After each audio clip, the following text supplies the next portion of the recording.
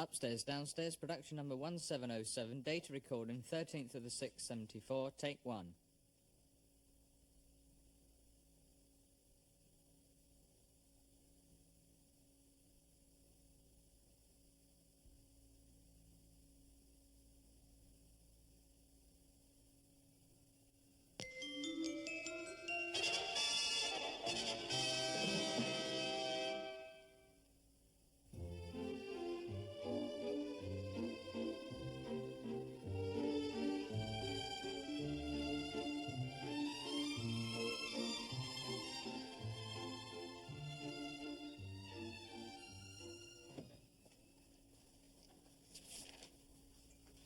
Together 4 ounces of prepared chalk, 2 ounces each of polisher's putty and burnt hartshorn. Mr. Hudson, I run out of plate pad. What is burnt hartshorn? Oh, don't you worry about that, girl. There's some already made up. Oh, thanks. I feel sad cleaning the silver. Makes me think of my Eddie. I wonder how many times he cleaned that old jug. Oh well, best put away till the war's over. And then that'll be. Instead of indulging in unrewarding speculation, Daisy, I suggest you unwrap the big teapot. Whatever for, Mr. Hudson? We'll be needing it tomorrow for the wounded officer's tea party. Wounded officer's tea party? Means I'll have to clean it all over again. Why do we have to have officers to tea? That is no concern of yours, Daisy. It is part of the war effort, and sponsored by the Countess of Berkhampstead and Lady Prudence Fairfax. And why does it have to be officers? They wouldn't ask my Eddie to tea, oh no. Not a common Tommy. Common Tommies do not normally have tea in the drawing rooms of London houses.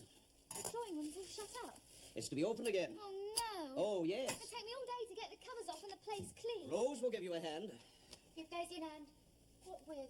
Opening up the drawing room for tomorrow. Oh, I'd sooner do it myself. Daisy's got all the laundry to sort out. Then I will help you. Oh, no, you won't, Mr. Hudson. You're doing too much as it is. Up half the night with your patrols, and you don't get any proper rest in the day. There's a war on, Rose. Yeah, and still they expect us to open up the drawing room. Well, I've got beds to make, meals to serve, the old house to keep clean, all the linen, and now the bloody Daisy! I need my head looking at staying in this house, I really do. I ought to have gone off making munitions with Ruby, that's what. At least they got rules against slavery in them places. You know, that girl is becoming more impossible every day, giving cheek, insubordination. Oh, in ordinary times, I would have no hesitation but to see that she was put off. Without a reference. But these aren't ordinary times, are they, Mr. Hudson? Housemaids are worth their weight in gold. You should see the adverts in the papers. But there is a limit, Rose. Of course. I'll have a word with Daisy. Morning, Rose. I'll go.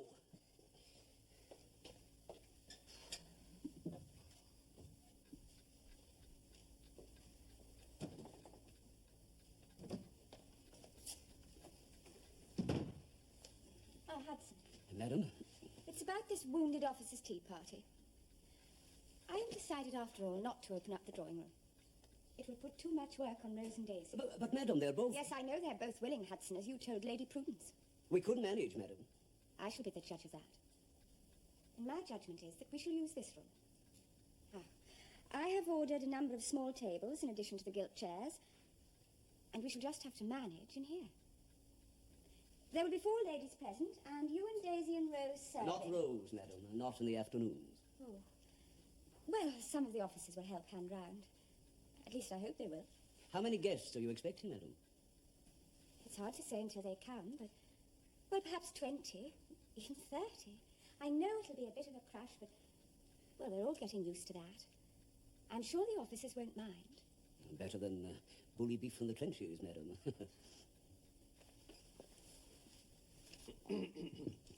My dear Hazel, what a delicious array of good things. Reminds me of those lovely teas we used to have at Rumpelmeyer's before I was married. I do hope you've all got good appetites. Well, I have. Hospital food. Well, it's hospital food the world over. You must find it very difficult to get about. Oh, no. I scoot about all over the place in this thing. And everyone's so kind. I'm always given the front seat. And I'm glad to hear it. It's the least we can do for you brave boys back from the front. I think one of the most inspiring things about this war is the way the Empire has rallied round the mother country. Mm-hmm. Well, I'm sure we're very pleased to be here. It's the first time most of us have had a chance. In fact, in a month or two, when they take off this straitjacket, I'll be out with my net hunting for your butterflies. Did you say butterfly?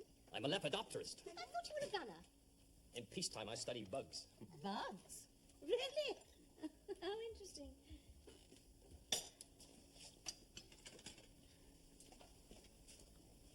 went to a new show last night. Oh? Which one? Daddy Longlegs. No. Tonight's the night. Do you know, I can't remember a thing about it.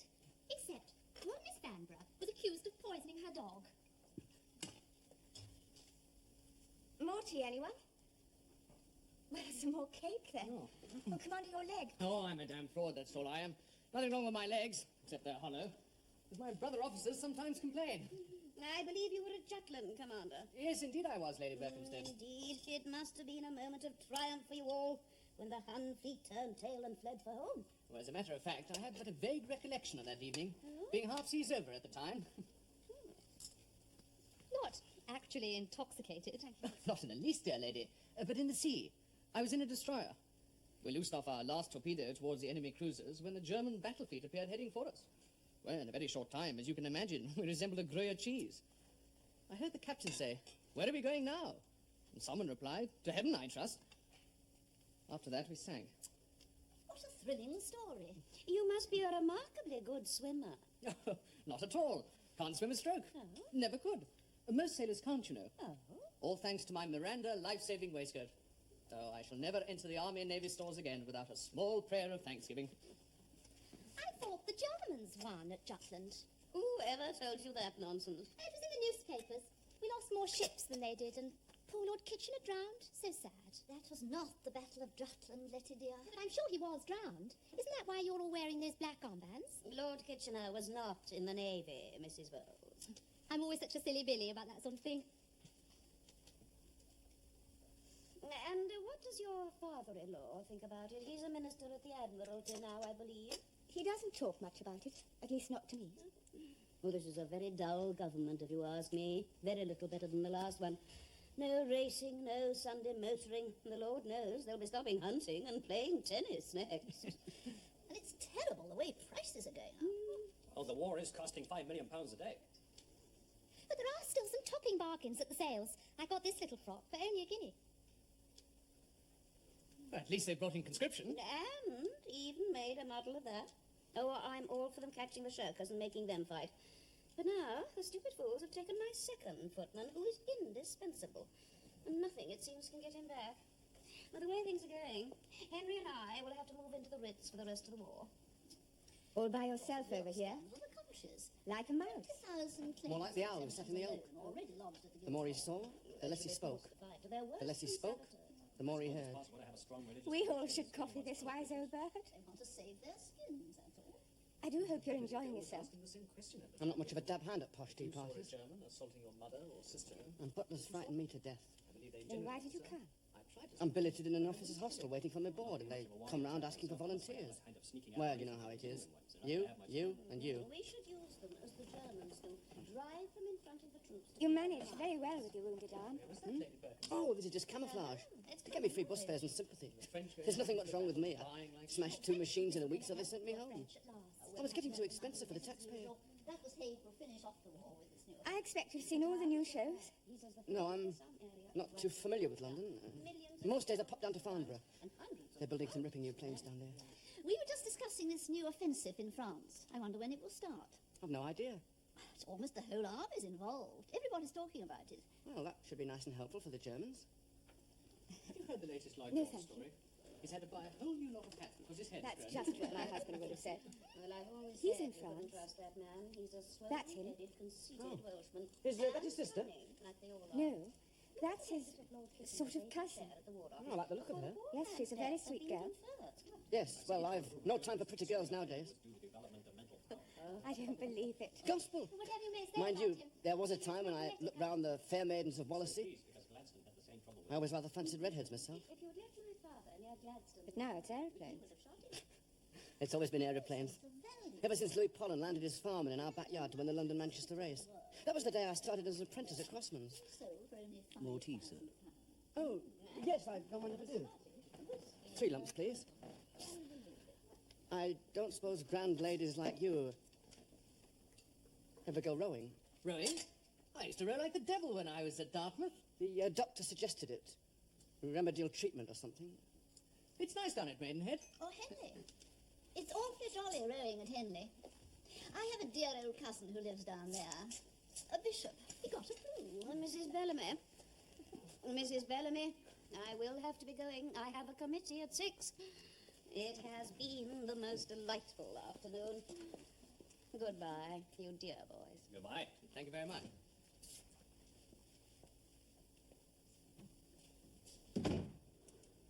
Oh, please sit down.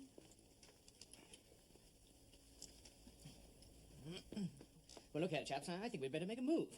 Mrs. British is in a fury. She said she's never seen such a waste of good food, not in all her born days. And we're meant to be tightening our belts. I don't know. There's only 3 of them, Rose. And there's all talking too much to eat. Well, you know what I always say? Waste not, want not. Well, we won't be wasted. Mr. Hudson's going to drop them off at the Union Jack Club on his way to patrol. Here, there was an ever so handsome young airman there. He talked to Mrs. Bellamy for hours and he winked at me. Oh, it's nothing. I'll get winked at and pinched till I'm black and blue, cheeky devils. Go on. Who else was there? Oh, Lady Prue, as usual. And that old trout, Lady Berkhamsted. And this woman who was so stupid she thought Lord Kitchener had been drowned in the Battle of Jutland. I'm such a silly Billy about these things. That's what she said. Daisy, how many times have I told you that you do not, under any circumstances, repeat what you have heard upstairs?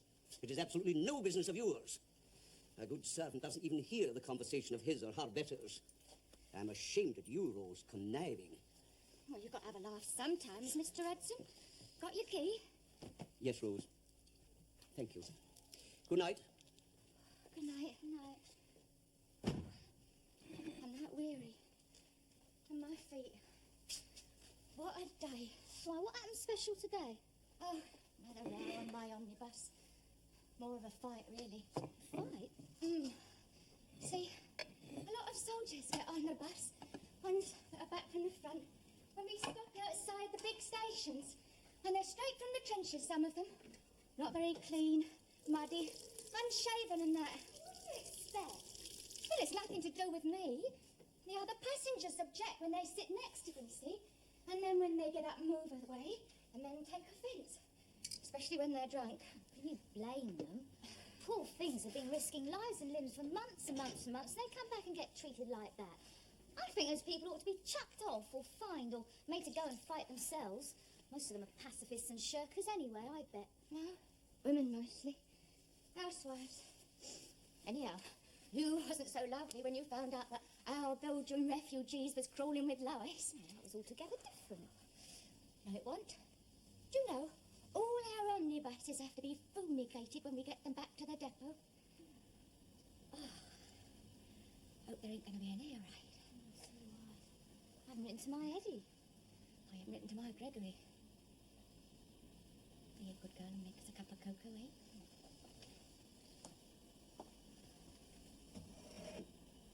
They were saying there's going to be a big battle soon out in France.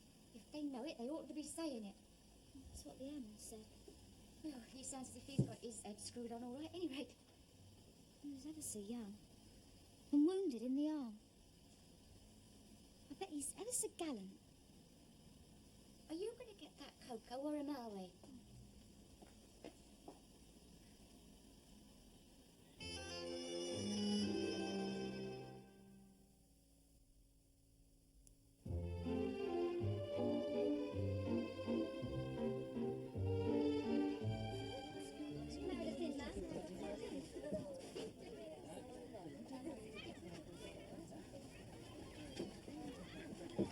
Tea, please.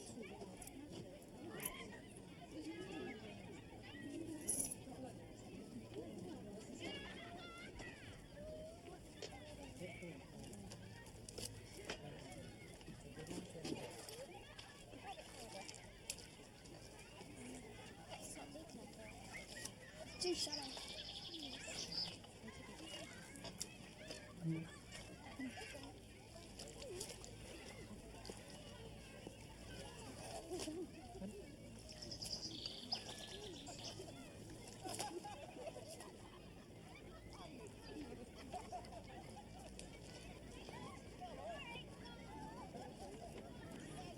It's nice of you to come with me, Mrs. Bellamy. Very much appreciated. Come on, boy. There's one coming in.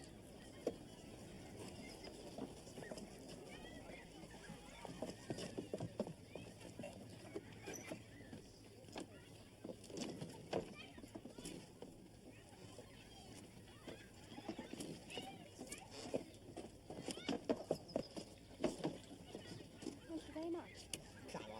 he was here first. Bitch. Well, that's not a very nice way to talk to a lady. I'll pay you later.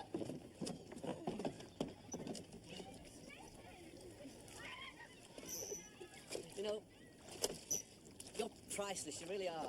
A great lady like you sing off a big lout like that. I'll let you into a secret. I'm not a grand lady at all. My father's a shipping clerk, and he and my mother, they live in Wimbledon. Well, I don't understand. No, I don't believe it. Don't, it doesn't matter. We've both risen from the ranks. You know, you'd make a bit of a pilot yourself. Why? And you're quick, and you've got guts. If you'll excuse me.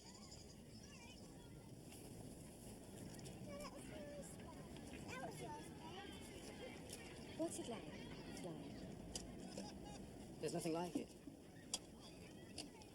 Have you shot many German machines? Yes, one or two. I've been lucky. It's all stalking. That's the secret of it. Potter around in a cloud waiting. Then, when you spot your Hun, try and come down out of the sun. Zoom in below him under his belly. The observer can't see you there. Then when you're 50 yards, give him half a drum, aiming at the pilot's body. That should be enough. Don't waste bullets. What if he sees you first? Maneuver your tub to meet him head first. It's a point of honor with us not to pull out before they do. Then start firing, aiming at his engine. The bullets skid round it and get the pilot.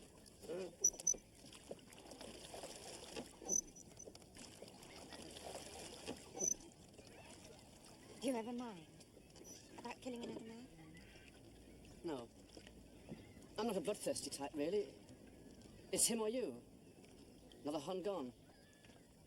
Paying them back for one of your friends that they've got. It's just like shooting a bird or something. Well, I mean, you have to think of it like that. I suppose you do. If you don't, you're in trouble. About a month ago, I had rather a bad time with it. I was on afternoon patrol over Bapaume when I saw a white Fokker two-seater spotting for the bush gunners. I came in, zoom as usual. I don't think he even knew I was there. Then, as I pulled out and turned around to look back, I saw that I'd missed the pilot and hit the observer. Sloppy shooting, but by a fluke, I must have hit an aileron or something because the two starboard wings just fell off like pieces of paper. The machine went down like a drunken leaf. I thought to myself, poor little bugger. Excuse me, I apologise. Well, anyway, I went down after him to finish him off clean, and when I got in close, I saw he had a little dog with him in the cockpit. Black and white dog. Felt like a murderer. I think I nearly cracked up, actually. What if the same thing happened to you? I'd never take a dog up with me. You don't mean that. It couldn't happen to me. Why ever not? I keep my revolver loaded. Ready.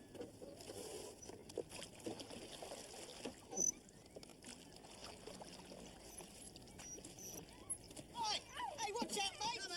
Hey, you want to kick your mind up with a jump, mate? Go on, clear away! Don't you think you've rode enough? No, I'm all right, really. Could I have a try? If you want to. Well,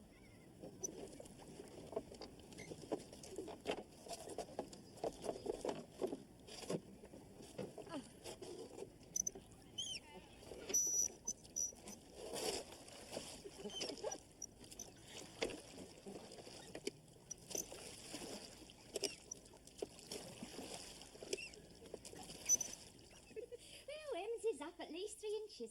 That's the latest from Paris. Or that's what the papers say.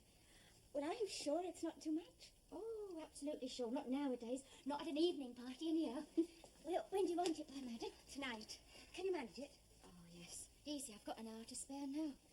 Thank you very much, Liz. Of course. You won't see the full benefit. Not till you slip your petticoat off.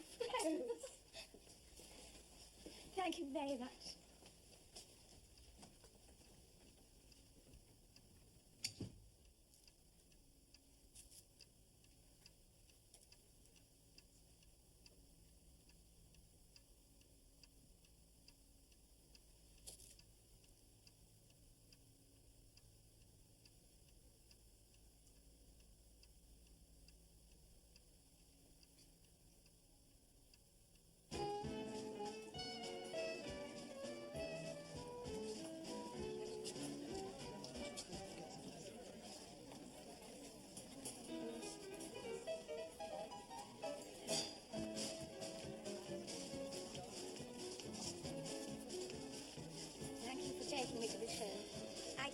very much. It's very nice of you to come out with me. Very good of you. It's not very good of me at all. In fact, it's very bad of me. Don't poke fun at me. I'm not poking fun at you. I wouldn't, ever. Tonight is not part of my war. I don't understand you. It's not a wounded officer's tea party anymore. I don't make a habit. Oh, I'm enjoying every second of it. So please don't let's spoil it. I just wish things had been a bit different, that's all. It's no good wishing. You're right. You were right in the first place. I mean, why worry? Who we are, what we are, where we've come from, where we're going to. It doesn't matter. There's not much use in the past, and it's no good worrying about the future. No, there's just us. And no one to mar our joy. I hope not.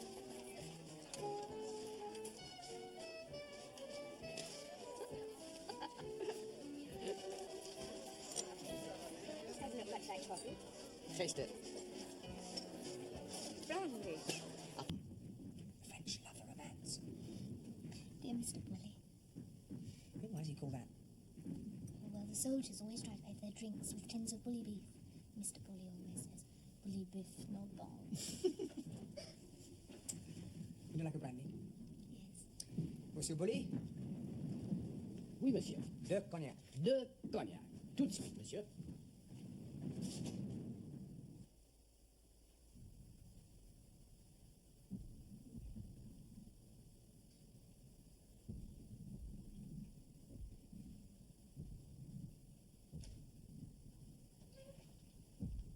Daisy?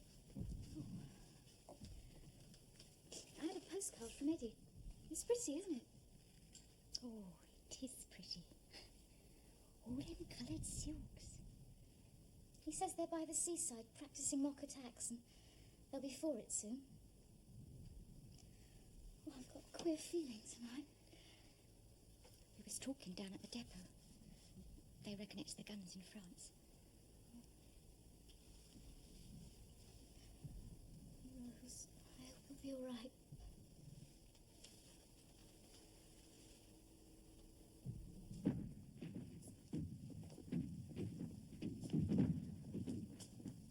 I must go. Bye. Chapman, darling, darling James, please God protect you. You're all I've got in the world.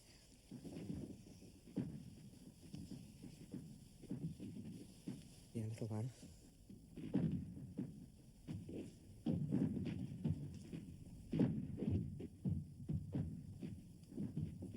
So disappointing when you'd taken all that trouble over the food and hired all those chairs. Yes. Cynthia told Margot to tell Letty that they were having a special matinee for wounded officers that day. So, of course, they all went there. Letty forgot, as she always does.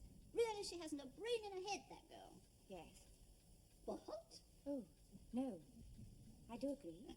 Anyway, it's the thought that counts. I suppose so. Would you like some more coffee? Yes, please. Isn't it exciting being able to hear the guns from France? All ours. The big battle starts at dawn tomorrow, you know. Almost makes one feel part of it. Yes. Lisa, my dear, you know I'm a very old friend of this family, and I think we know each other well enough for me to be able to say something to you, well, quite frank, without you minding. Of course not. Agatha says she saw you at the theatre the other night. Oh, did she? I didn't see her. She said you were with a young flying corps officer. Yes. Jack Dyson. You remember the one who came to our tea party? He took me to the Bing Boys. It was very jolly. Poor boy, he was so lost in London. Yes, I expect he was. Of course, I know all sorts of people are getting commissions these days, but, well, he did seem to me to be rather, well, you know what I mean. Common?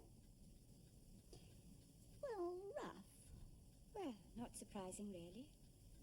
He was an engineering apprentice in Manchester when the war broke out. Oh, how interesting. I found him quite charming. Yes, but you know, we do all have to be so very careful, especially someone like yourself with a husband at the front. You know what I mean. People will talk. Now, if it had been one of James's friends or brother officers, well, it would be quite all right. Well, you needn't worry, Prudence. By now, Jack Dyson is back in France. Well, there we are then. It was just a tiny bit of advice from an old friend. And now I really must rush. No, don't ring. I'll let myself out. These democratic days. Had you heard that Daisy Mitchum has taken to riding a bicycle? No. Thank you for a lovely supper. And don't worry about your darling James. The guards aren't going in for at least a month yet. Cocky Danby's at GHQ looking after the food or something. And he told Bulgy he'd heard Douglas Haig telling the king.